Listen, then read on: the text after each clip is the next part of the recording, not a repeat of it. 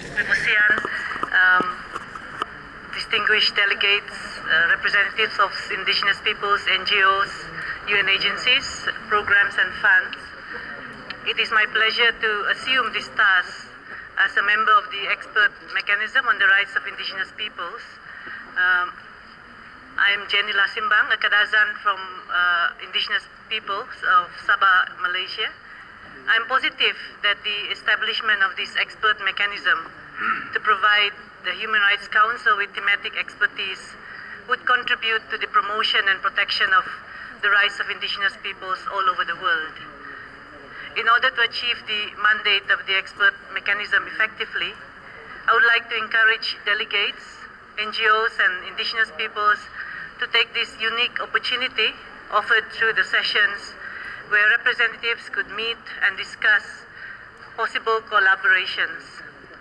Donors, UN agencies, programs and funds, NGOs, I believe could also contribute greatly to the expert mechanism, not only by providing support towards thematic studies and research, but also new initiatives as part of the thematic studies that could produce positive outcomes towards the realization and respect for indigenous people's rights.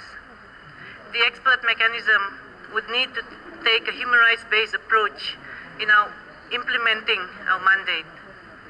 Many of the strengths and solutions towards the realization of indigenous people's rights already lie within indigenous communities themselves. And therefore I hope that this thematic method of work and other work of the expert mechanism would be able to draw from these.